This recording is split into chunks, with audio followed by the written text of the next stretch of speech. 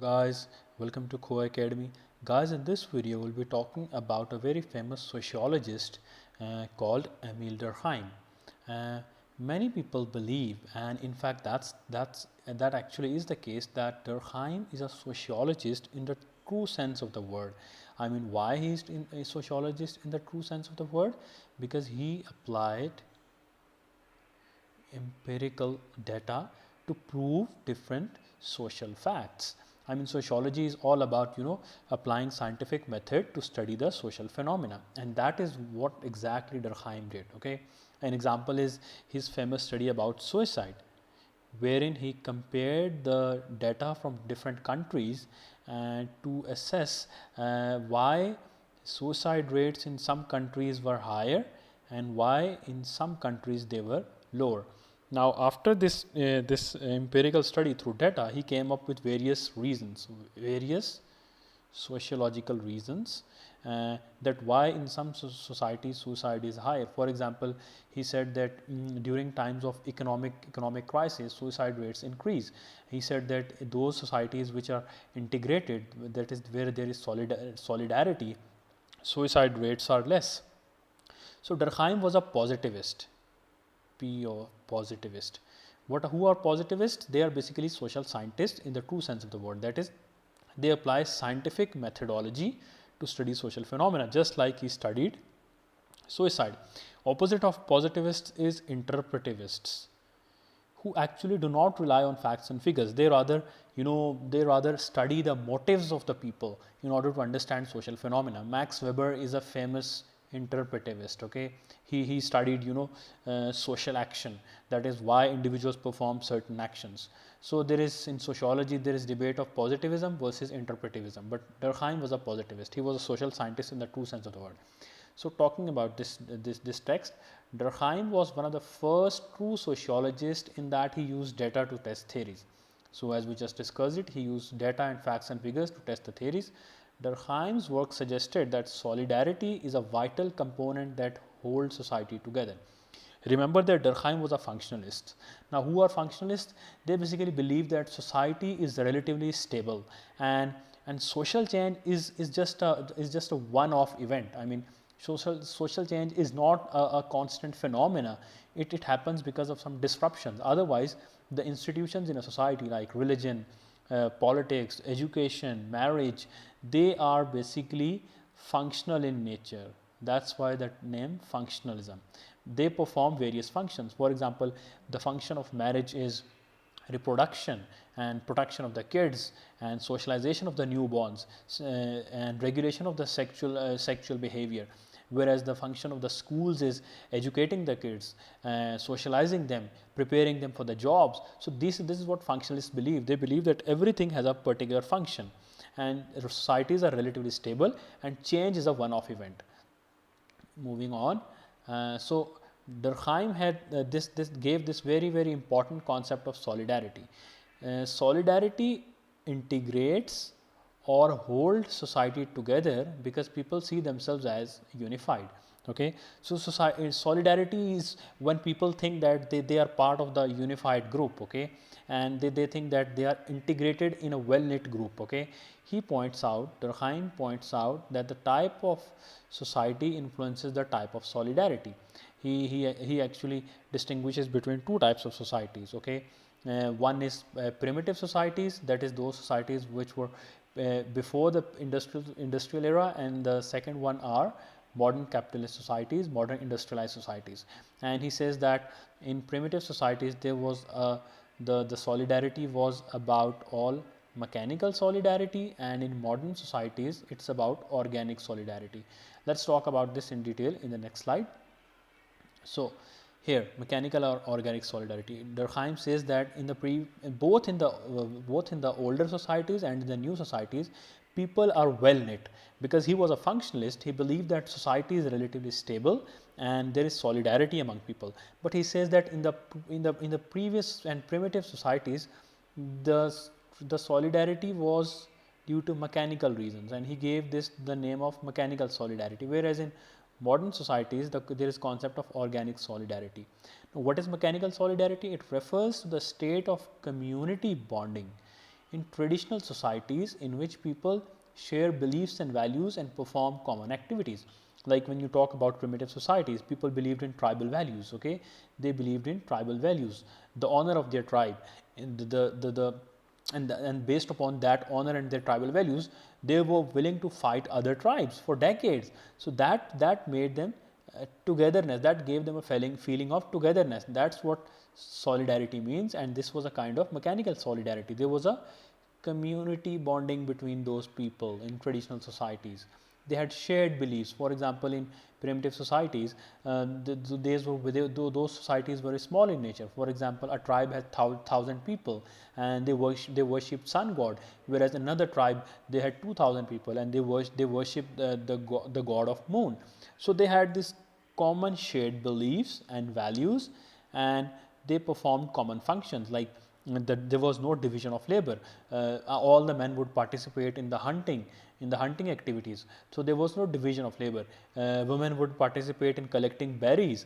Okay, so there was no division of labor, and they had these common values and beliefs. That's what how old societies got their solidarity from. They got mechanical solidarity, whereas modern societies have organic solidarity.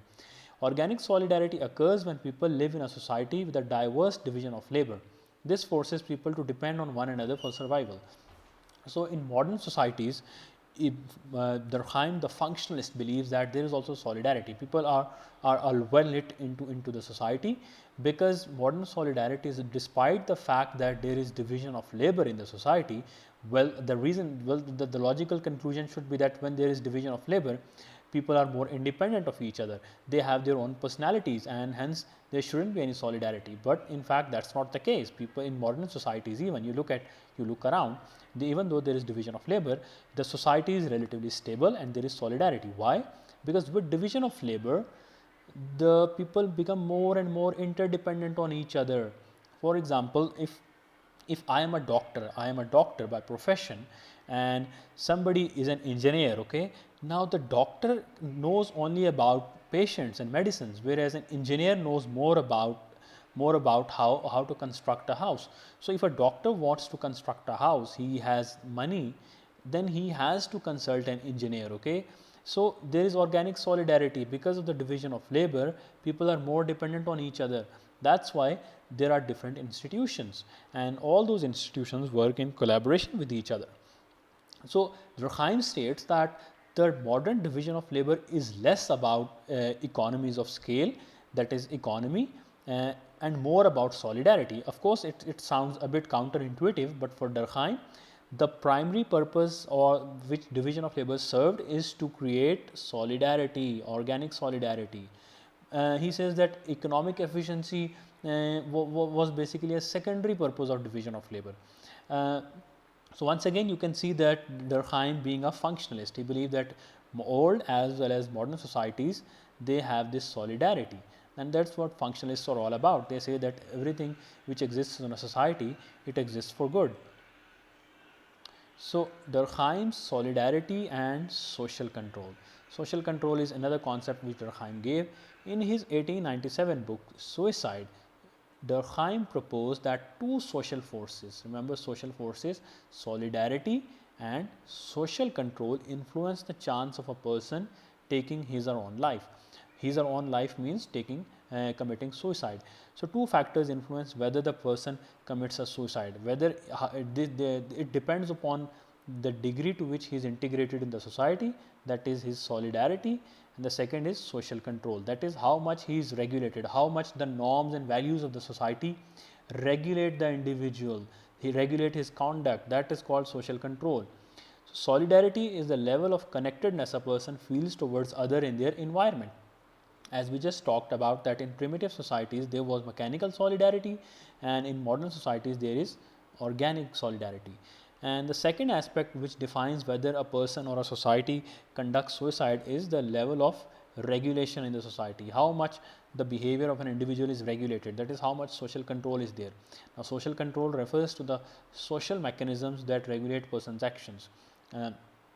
Remember that Durkheim is not talking about the individual motives of the individual, a person who is committing suicide. I mean, he is not like a psychologist in other sense, that for example, if someone committed suicide, then people might believe that okay, he was like mentally ill. That's not what Durkheim is all about. Durkheim is, remember, he talks about social facts. He says that social facts are a reality in our society and they exist outside our control and they have a coercive effect on our behavior.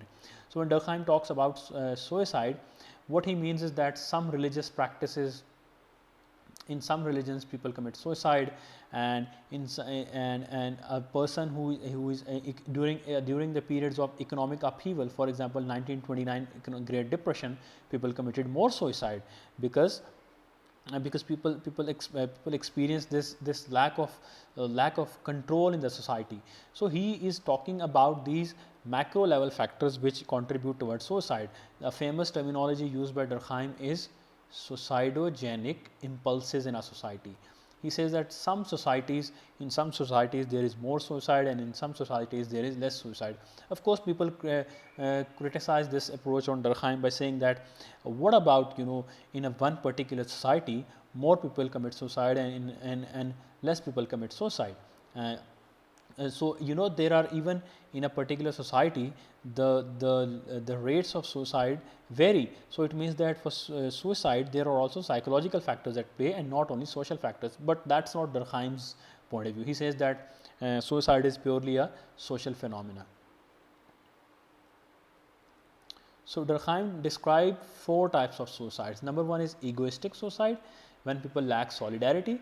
Remember, we talked about 2 aspects which determine whether someone commits suicide or not: solidarity and social control. Now, egoistic society is when people lack solidarity. There is lack of solidarity in a society, whether it be mechanical solidarity or organic solidarity. Okay, and altruistic suicide results when the level of solidarity is exceptionally high. For example, suicide bombers who are very integrated into their societies, they are willing to lay their lives for the good of their society. So they commit altruistic suicide. That is, they do not think of their own, rather they think of the welfare of their society. These 2 suicides, fatalistic and anomic, they are a result of lack of social control or lack of regulation.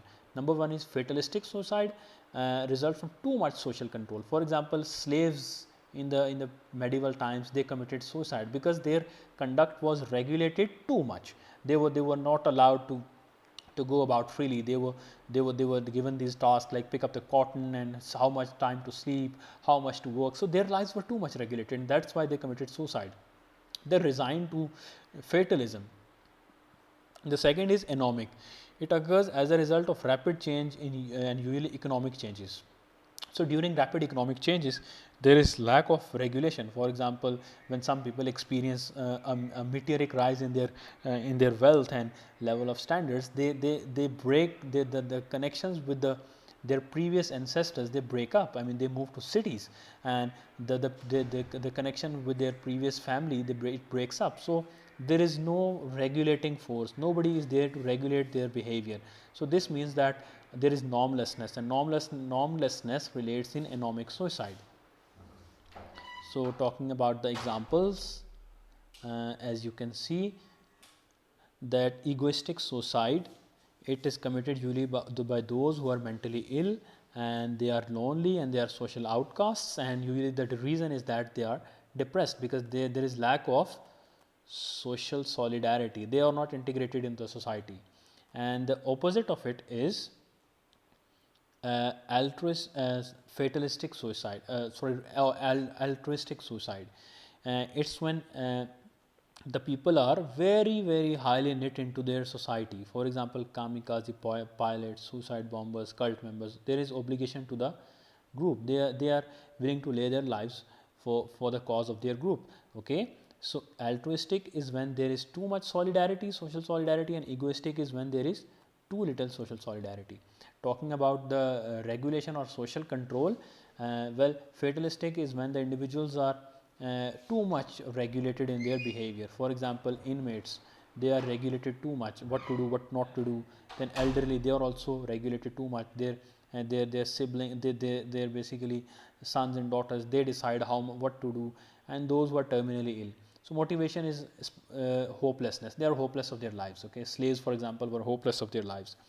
And the opposite of this is anomic, when there is too little regulation. For anyone who cannot deal with chaos such as 1929 stock market crash, and the reason is insecurity. For in an economic crisis, people might lose their jobs, and there's nobody, state cannot provide them social welfare, so there is very little social regulation, social control. In that case, people feel insecurity and they commit suicide. So based upon social solidarity, two types of suicides were there: egoistic and altruistic. Altruistic when there was too much solidarity, egoistic when there was too little solidarity. And based upon social control or regulation, the two types of suicides were fatalistic and anomic. Fatalistic is when too much social control was there or too much regulation, and anomic was when too little social regulation or social control was there. I hope this video clarified your concepts about Durkheim, and how Durkheim is a social functionalist, how Durkheim is a positivist, that is, he believed in scientific methodology, how Durkheim gave the concept of suicide, four types of suicide, his concept of social facts, that is, they exist beyond an individual, his claim that people commit suicide not because of individual reasons or psychological reasons, but because of suicidogenic tendencies in the society. So that's it for now. Thanks for watching. For more videos, subscribe.